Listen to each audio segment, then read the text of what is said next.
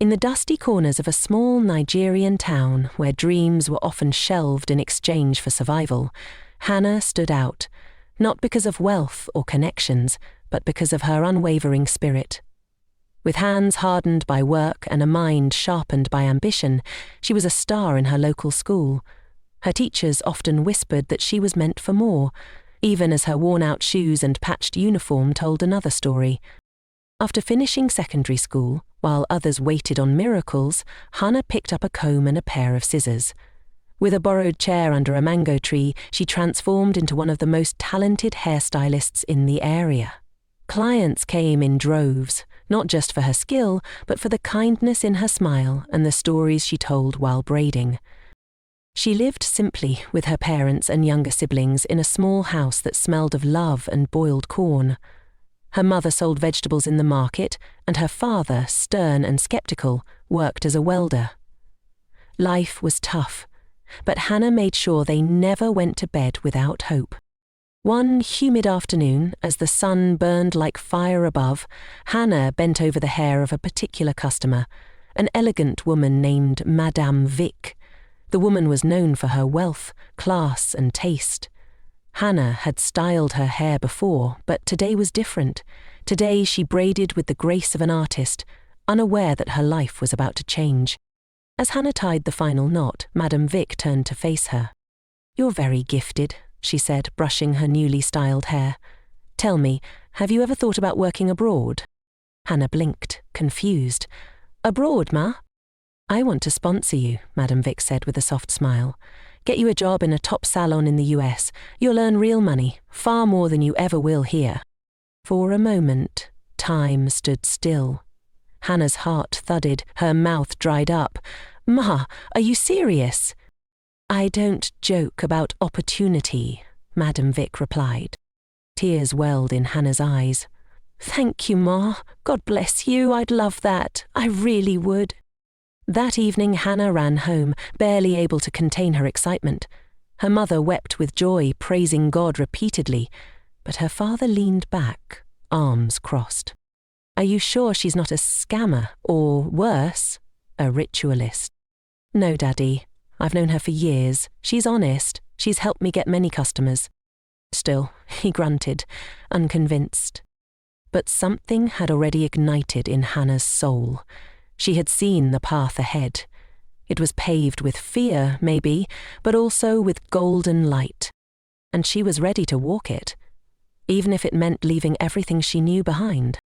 The days after Madame Vic's promise moved like a whirlwind. Paperwork, photos, signatures.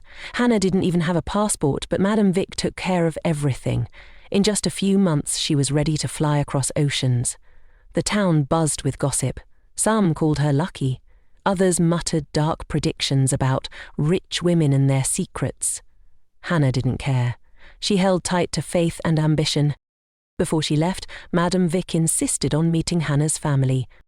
"I want them to know who is taking their daughter across the world," she said. At the small family compound, Hannah's mother served Madame Vic chilled malt and jollof rice, trembling slightly. Her father sat, arms crossed as usual. "I saw how hard-working your daughter was," Madame Vic began calmly, "and I want to help her succeed. She'll live well. I've arranged a job for her with a trusted friend who owns a salon in the US. She'll be safe. She'll thrive." Hannah's father studied her for a long moment, then gave a slight nod. It wasn't approval, but it wasn't resistance either. The day of Hannah's departure arrived with the weight of 1,000 emotions. Her mother clung to her like a child, weeping. Her siblings cried, too young to understand the full meaning of goodbye. Her father stood back, his hands in his pockets, silent. But as Hannah turned to board the bus to the airport, he called out, just once, "Don't forget who you are." The journey was long and cold, with more fear than comfort. The airplane hummed like a distant storm, and Hannah couldn't sleep. What if she failed? What if her father was right? But when she landed, the skyline of the United States greeted her like a dream written in silver. Madame Vic's friend, a stern but kind woman named Miss Lana, welcomed her at the airport. "You'll be working in my salon starting tomorrow," Miss Lana said. "We take our work seriously here. Can you handle that?" "Yes, Ma," Hannah said, her voice steady though her heart raced. The salon was a world of lights, mirrors, and clients with impossible hair goals. Hannah worked like her life depended on it, because it did. She learned fast, smiled often, and stayed humble. Miss Lana was impressed. Every month, Hannah sent money home. She made sure her brothers stayed in school. She paid for her mother's market stall to be rebuilt after a fire. Her father said little on the phone, but he always answered. Even when Hannah didn't have enough left for herself, she gave. Her room was small, her meals simple, but her heart was full. And as the months turned into years, Hannah began to dream not just of survival, but of ownership. She didn't just want to work in a salon. She wanted to build one. Years passed, but Hannah didn't forget where she came from. Every braid she weaved in that American salon was a thread connecting her to home. She sent money without fail, school fees, medical bills, food, rent. Even when she had to skip meals or walk to work in the freezing cold, she never let her family lack. Her mother always prayed over the phone. Her father, still distant, would only say, "Okay, I got it," before hanging up. But Hannah didn't care. Love, to her, was sacrifice, and she was giving all she had. Then came the big leap. After saving for years, Hannah finally opened her own salon. A small, cozy space tucked into a quiet corner of Atlanta. It wasn't flashy, but it was hers. The first time she turned the key to open the door, she cried. She had done it. Alone, no man, no shortcuts, just hard work and God. Her business flourished, her reputation grew. Clients came from all over asking for the Nigerian girl with magic hands. And then came John. They met online. He was charming, sweet, and made her laugh like she hadn't in years. He was based in Nigeria, a self-proclaimed businessman. He spoke of love and building a future together. Hannah, who had given so much to others, finally wanted something for herself. Love, companionship, home. She began sending him money. At first, small amounts, then bigger ones. He told her he was buying land for them, then a house. "So when you come home," he said, "we'll have our place, our future." Hannah believed him. She even sent more to furnish it, and when he asked for extra to register a business, she didn't blink. After all, hadn't she helped everyone else? Why not the man who promised her forever? But not everyone in Hannah's life faded. One day, she received a message on Facebook. Agnes, an old friend from back home. "Hannah, I'm sorry to disturb you," the message read. "I need help. It's my final year at university, and I don't have enough to pay my fees. I don't know who else to ask." Hannah smiled. "Send your account number." She sent more than Agnes needed. She even told her to keep the change. "You've always been kind," Agnes replied. "I'll never forget this." Little did Hannah know, that simple act would be remembered more deeply than anything else she had done. Back in Nigeria, her family continued receiving her monthly support, their lives getting more comfortable. Her father now ran a small but thriving business, funded by Hannah's constant remittances. But in all of this, Hannah had no idea what awaited her when she finally decided it was time to come home. Time to meet the man who claimed her heart. Time to test the love she thought she could trust.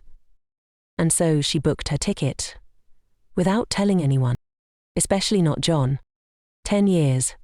That's how long it had been since Hannah stepped foot on Nigerian soil. The wheels of the plane touched down with a gentle jolt, but in Hannah's chest her heart pounded like a drum. She hadn't told a soul, no family, no friends, and certainly not John. This trip wasn't just for reunion, it was for truth. She needed to see with her own eyes who had been real and who had just been riding her wave of success. First stop, John.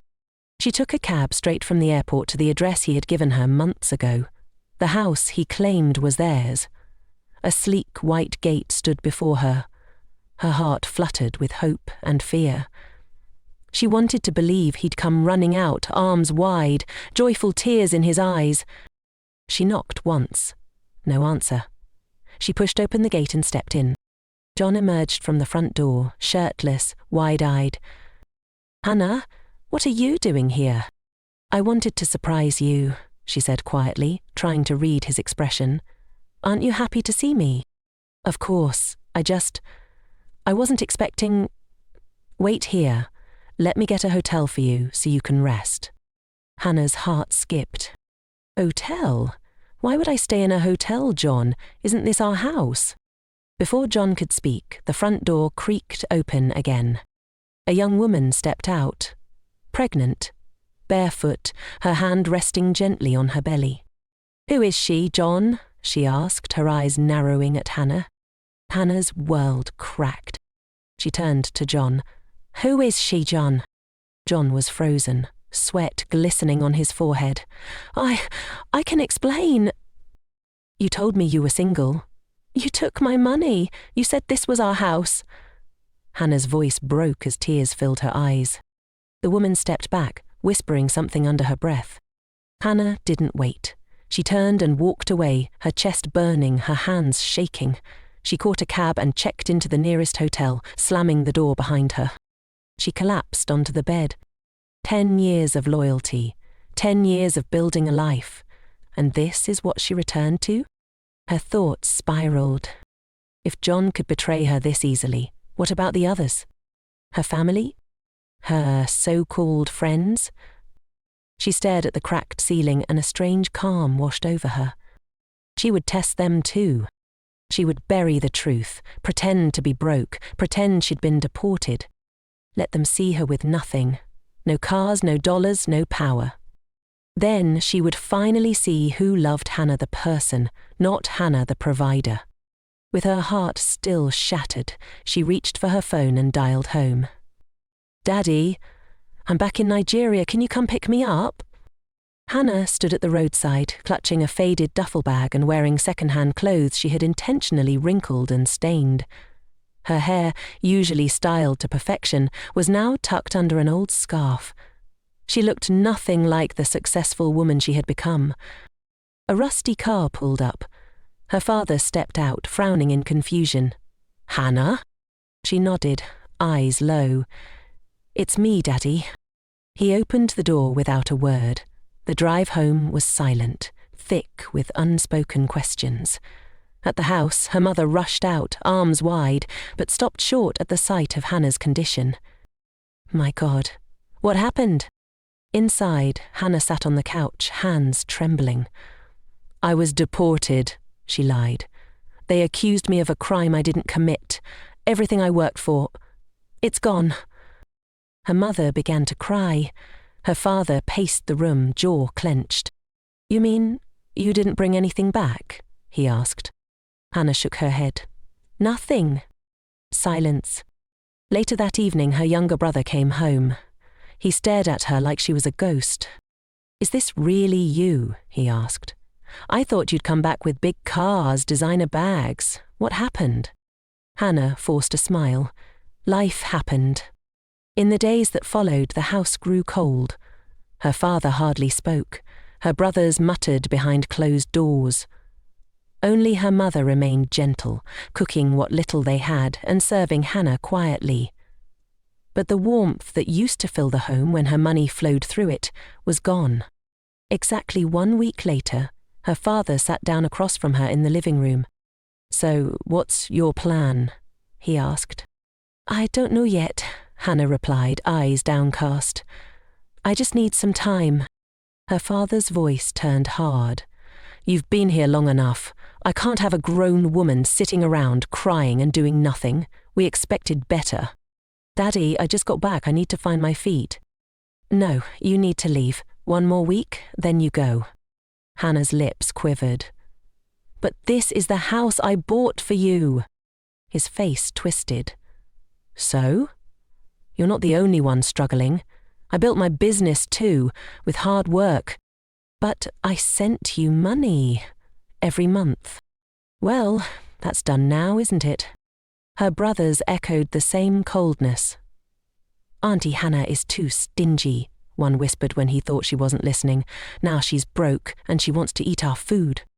The betrayal crushed her more than John's ever could. On her last day in the house, her father tossed her bag outside. "You can't stay here, crying every day. I don't cause your deportation." Only her mother dared approach. She pressed Nan 300,000 into Hannah's hand. "If I had power in this house, I would let you stay. Take this, my daughter. Please, don't hate me." Tears ran down Hannah's face. "Thank you, Mama."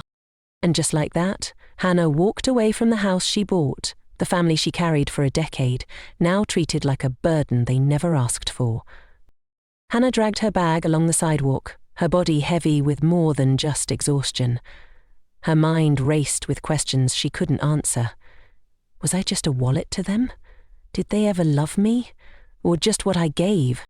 She stopped near a rundown hotel, ready to spend her last night in tears, when a familiar voice called out, "Hannah." She turned. It was Agnes, the girl she once helped with university fees, the same girl who had cried with gratitude in a Facebook message years ago, now standing on the street with a plastic bag of groceries in hand. Agnes rushed over and hugged her tightly. "My God, Hannah, is it really you?" Hannah broke. Right there on the street, she cried into her old friend's shoulder, years of silence, sacrifice and betrayal pouring out in wordless sobs. Agnes didn't flinch. "Come," she said gently. "Come home with me." They walked through dusty streets until they reached a modest old house. Chipped paint, creaky wood, but warm. The scent of fried plantain filled the air. Agnes introduced her to her parents, who were dressed in faded clothes but wore the kindest smiles Hannah had seen since landing. "This is Hannah," Agnes said, "the woman who paid my final year school fees when no one else would. She's the reason I graduated." Agnes's mother gasped and hugged her. "We've prayed for you even though we never met you. You saved our daughter's future." That night, they all sat on the floor to eat a small meal of yam and stew. There wasn't much, but they made room. They passed water in one shared cup and laughed in soft voices. Hannah had never felt richer. In the weeks that followed, Hannah stayed in their home, sleeping on a mat next to Agnes. They went to the salon together. Agnes had followed Hannah's footsteps and become a hairdresser too. Business was slow, but they found joy in the work. At night they shared stories, dreams and silence. Hannah never told her the truth. About John, or her fake deportation, or the money. Not yet. She wanted to heal first. One evening, as they walked home under the setting sun, Hannah turned to Agnes. "You didn't ask me for anything. You just opened your door. Why?" Agnes smiled. "Because you did the same for me. And because, when you help someone, it shouldn't come with a receipt. You just do it, and let God do the rest." Hannah looked at her, eyes wide with emotion. "You have no idea how much that means." Agnes shrugged. "I have an idea." And that night, while lying on the floor of a poor but loving household, Hannah realized something she'd forgotten in the noise of her success. Home wasn't a place, or blood, or even comfort. Home was where hearts opened without asking what you brought in return. One morning, Hannah woke with clarity in her chest, like a storm had passed and left her with clean air to breathe. She had seen enough. The people who took, who judged, who turned their backs when they thought she had nothing, they had failed the test. But one person didn't. Agnes passed. And now it was time for Hannah to show her truth. She looked over at Agnes, still asleep beside her on the floor, curled up in a wrapper. The peeling ceiling above them was barely holding. The walls were cracked. Yet, in this house, Hannah had felt more love than in the mansion she had built for her family. Today, Hannah whispered to herself, everything changes. That afternoon, Hannah invited Agnes and her parents for a drive. She hired a clean car and wore the same ragged clothes she'd been using for weeks. They didn't ask questions, they just came. "Where are we going?" Agnes asked, curious but smiling. "You'll see," Hannah replied. She took them to the very house John had claimed to build with her money. The white gate still stood tall. The memory of that pregnant woman, the betrayal, the ache, it all flashed before her eyes, but she didn't flinch. Agnes gasped. "This place is beautiful. Why are we here?" Hannah smiled faintly and handed her friend a folded piece of paper. "What's this?" Agnes asked, unfolding it. "A deed of ownership." Agnes's eyes widened.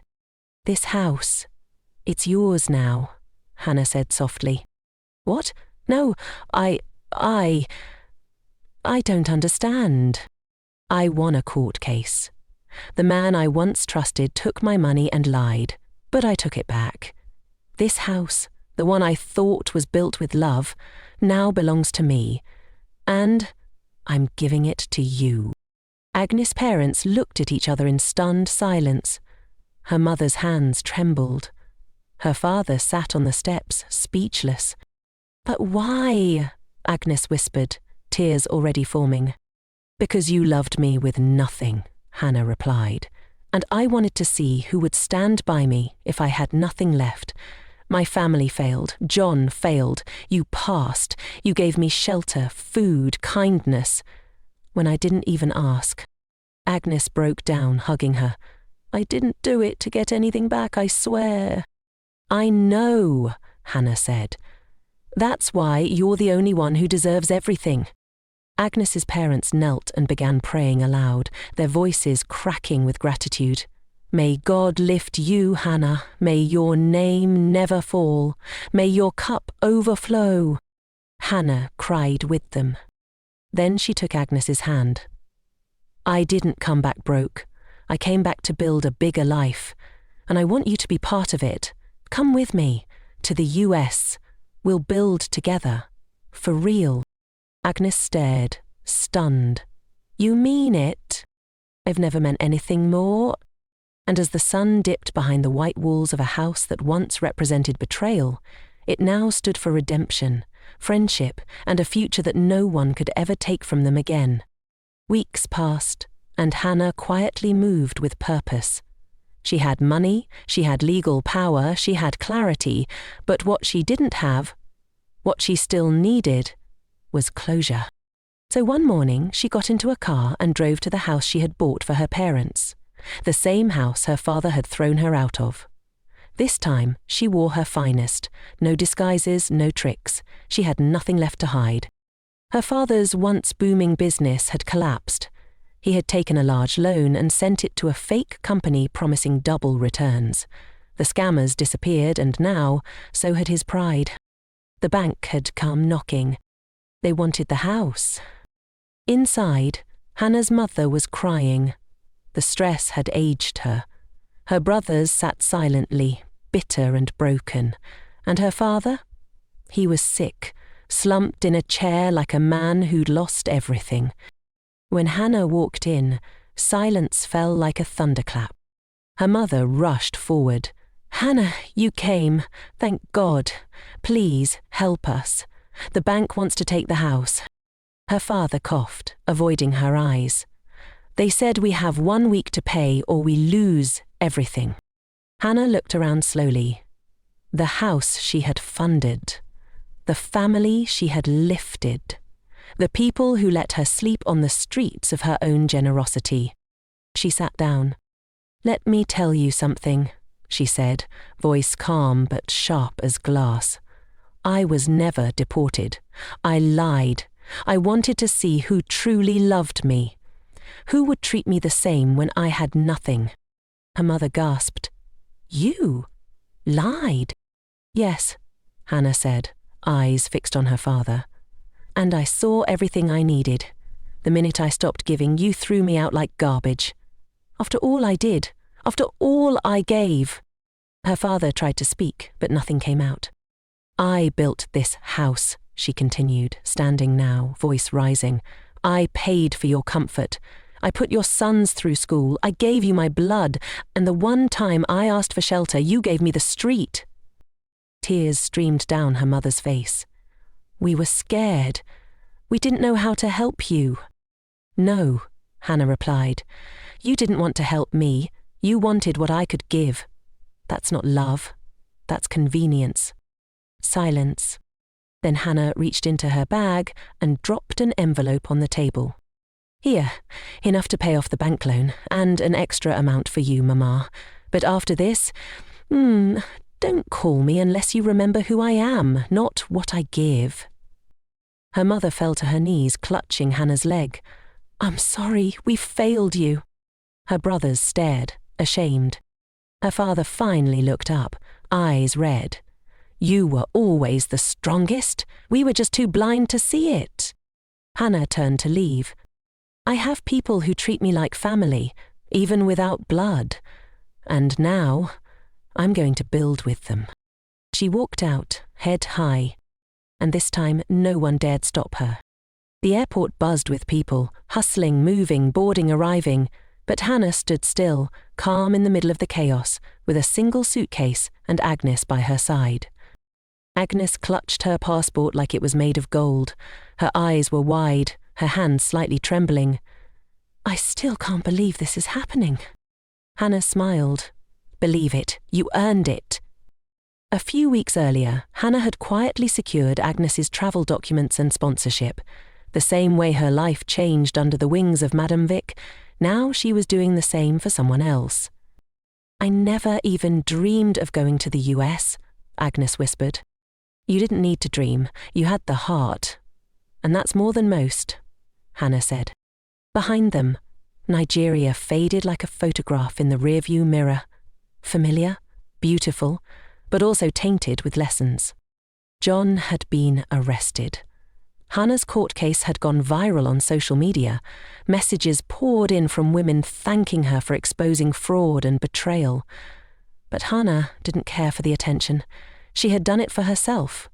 For every woman who gave her all and was repaid with lies. And her family? After paying off their loan, Hannah had disappeared from their lives, just as they had once erased her. She wasn't angry anymore, just done. Her mother still called sometimes, but Hannah rarely picked up. Her heart had shifted. She had mourned the loss. Now she was rebuilding from truth. The flight began boarding. As they stepped forward, Agnes turned to her one last time. "Hannah, how did you become so strong?" Hannah smiled, a little sad, a little proud. "By being broken, again and again. But every time, I chose not to stay shattered." They boarded the plane, and as it soared into the sky, a strange peace settled over Hannah. The weight she had carried for a decade finally lifted. Back in the US, things moved quickly. Hannah expanded her salon into a franchise, opening 2 new branches. She brought Agnes in as a business partner. Not an assistant, not a staff, a partner. Agnes proved herself fast. She had the same grit Hannah once had, the same fire. The two built not just a business, but a sisterhood. One day, they stood inside their newest salon, sleek walls, golden lights, and a logo above the mirrors that made Hannah pause. Tag Beauty. Hannah plus Agnes, strength in sisterhood. Tears welled in her eyes as she stared at the name. Not just hers anymore. The future was shared. That night, as they closed up and walked home in the gentle chill of evening, Hannah looked at the stars and whispered a prayer. Not for more money or even more success, but for more moments like this. Moments when her heart felt full, when her story made sense. When the girl who once braided hair under a mango tree could smile, not because she made it, but because she made others believe they could too. And that was the true reward. If you were in Hannah's position, would you accept your parents back? Let us know in the comments section. Thanks for watching. Don't forget to like, share and subscribe, and tell us where you are watching us from.